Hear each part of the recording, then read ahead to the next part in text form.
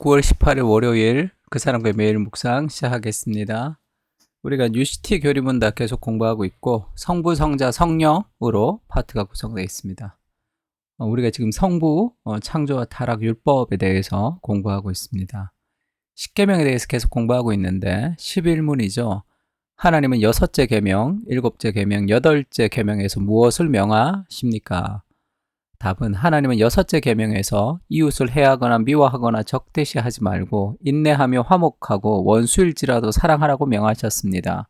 일곱째 계명에서는 성적 부도덕을 삼가며 정결하고 신실하게 살며 결혼을 했더니 했든 하지 않았든 행동과 시각, 말, 생각, 욕망 등에서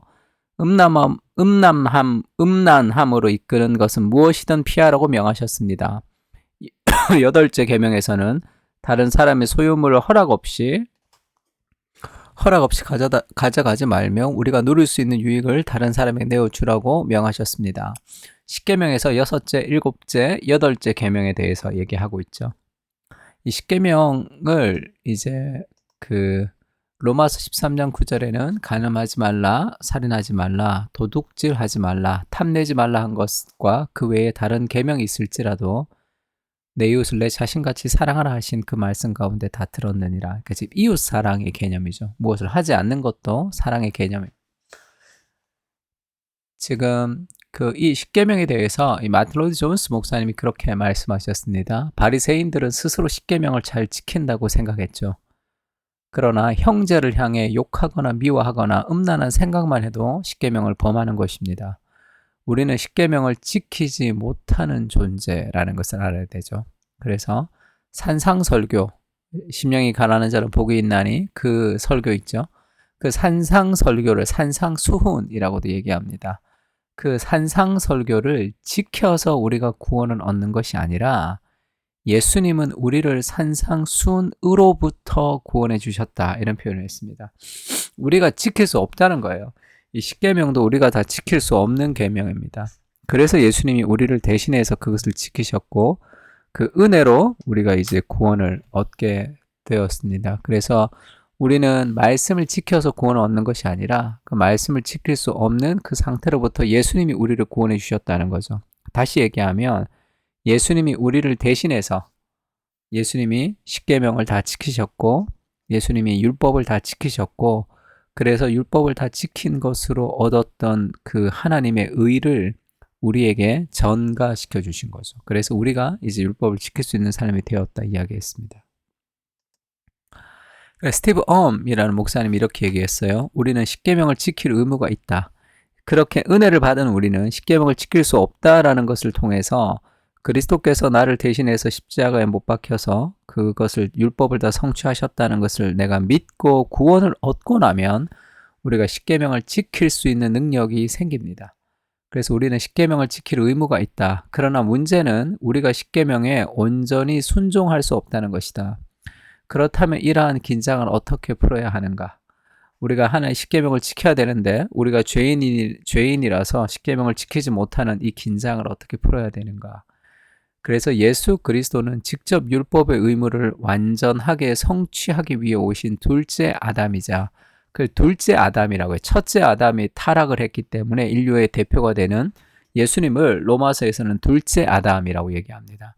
그래서 우리가 그 언약의 머리인 그 아담을 통해서 우리가 죄가 들어왔듯이 둘째 아담이신 이 그리스도의 순종을 통해서 인간을 대표하신 그리스도의 순종을 통해서 우리가 구원을 얻을 수 있다는 것이죠. 그래서 예수님이 율법의 의무를 완전하게 성취하기 위해 오신 둘째 아담이다 이렇게 표현합니다. 성경에 있는 표현이에요. 그리고 참 이스라엘이시며 할 때 구약의 12지파인 이스라엘이 하나님의 시험에서 온전히 승리하지 못했습니다. 그래서 신약은 12제자로 비롯되는 그리스도의 공동체, 그리스도의 교회, 그것이 그리스도의 몸, 그러니까 결국 예수님이 이스라엘을 대신했던 참 이스라엘로 이 땅에 오셨다는 거예요. 그래서 이스라엘이 지키지 못했던 광야 40년의 고통을 예수님께서 광야로 나가셔서 그 40일 동안 금식하시면서 지금 사람이 떡으로 살지 않고 하나님 말씀으로 산다는 신명기 말씀을 가지고 마귀의 유혹에 승리하는 장면이 있죠. 그 모든 승리도 예수님이 우리를 대신한 참 이스라엘로 오셔서 그것을 이스라엘의 실패를 회복시킨다는 의미가 있습니다.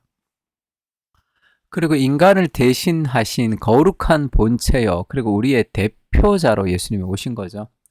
그래서 그분의 순종과 의가 이제 우리의 삶에 전가되었다는 거예요. 전가되었다. 그것이 우리에게 이제 들어왔다는 거죠. 그래서 우리에게 율법의 의무와 요구를 순종할 능력을 주셨습니다. 이제 우리가 하나님의 율법의 요구에 순종할 수 있는 사람이 되었던 거죠. 그러나 또한 우리가 불순종하거나 온전하게 순종하지 못할 때도 있죠. 그때도 하나님께 거부당할지 모른다는 두려움 없이 살아갈 수 있다.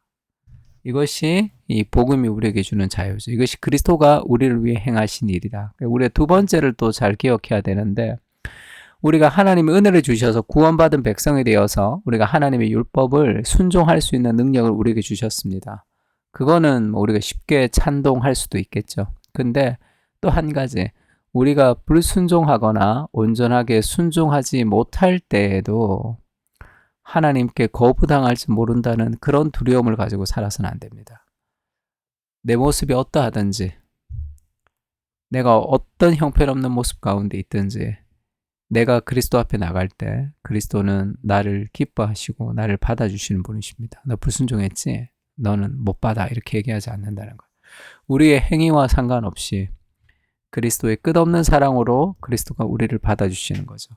그래서 하나님이 지금 나를 어떻게 생각하시는가 했을 때, 내가 말씀도 안 보고 기도도 안 하고 내가 그렇게 살아가서 하나님이 나를 좀 싫어하실 거야, 그렇게 생각해서는 안 되고, 복음은 나의 행위가 아니라 그리스도께서 나를 위해서 행하신 그 일로 하나님이 나를 보십니다. 그래서 그것은 완전한 그리스도의 의죠. 그러니까 불순종하거나 온전하지 못할 때라도 하나님께 거부당할지 모른다는 그런 생각을 가지고 살아서는 안 됩니다. 그것이 정죄함이 없는 인생이죠. 자, 6번째, 7번째, 8번째 계명은 이웃을 적극적으로 사랑하라는 거죠. 그래서 우리가 이웃을 사랑하지 않는 그런 행위가 아니라 적극적으로 이웃을 사랑하는 삶의 행위를 하라, 이렇게 얘기하고 있습니다. 세 가지 기도 제목 가지고 같이 기도합시다. 은혜 없이는 이웃을 사랑할 수 없는 죄인임을 깊이 깨닫게 하시고, 믿음 안에서 하나님의 은혜를 통해서 감사함으로 순종할 수 있도록 해주십시오. 우리가 사람을 사랑할 수 없죠, 은혜가 없이는. 두 번째는 그리스도께서 우리를 위해서 행하신 일로 의롭다함을 얻었습니다. 더 이상의 정죄가 없다는 사실을 신뢰하며 기쁨으로 순종하게 하옵소서. 더 이상의 정죄가 우리에게 그리스도께서 다 가져가셨습니다. 내가 어떠한 삶을 살아도 내가 하나님 앞에 나올 때 하나님이 나를 기뻐하시는 분이시다라는 그런 확신과 사실이 필요한 거죠. 그래서 하나님의 사람은 죄에 대한 심판의 두려움으로 순종하지 않습니다. 죄가 하나님의 마음을 아프게 한 것에 대해서 내가 더 가슴이 아프기 때문에 죄를 짓지 않고, 또 하나님의 말씀 앞에 기쁘게 순종하면서 살아갈 수 있는 거죠. 그래서 우리가 의롭다함을 그리스도께서 행하신 일로 받았는데 이제 더 이상의 정죄가 없습니다.